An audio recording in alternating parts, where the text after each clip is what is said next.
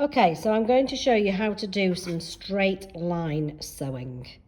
So on your pencil case, you've got a choice whether you want to do straight lines down. You could also do lines across so that it creates a type of grid. It's entirely up to you and your confidence level. Okay, so on the machines, you will see that I have placed this guide.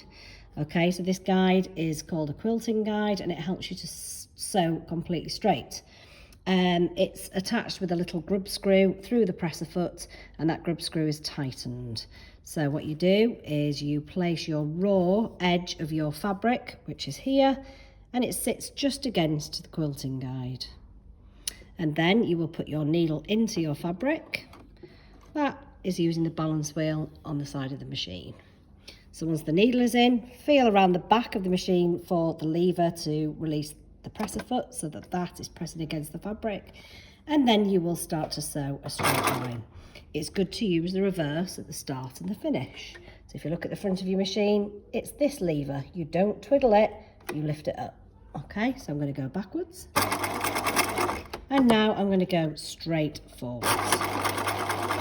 So what I'm trying to do is keep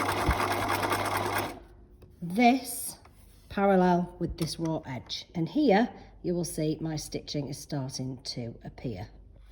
So sew straight off, trying to keep your guide touching your machine as you get to the end. A little reverse, only for a couple of seconds, for a couple of stitches, and then lift the presser foot and pull out your stitching.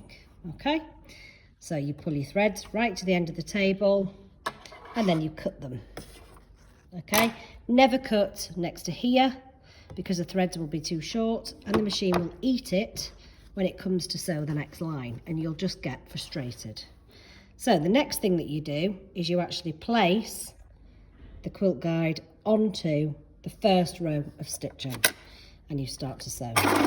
So we go backwards and we keep on sewing. So see how my guide is keeping onto the stitch.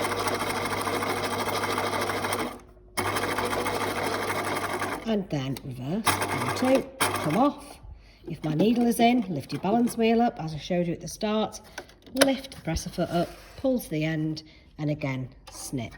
And you repeat this process until you have lots of different rows. So I'm going to start off putting my quilt guide there, and I will set off sewing again. And you're just repeating that process. So your concentration is on here.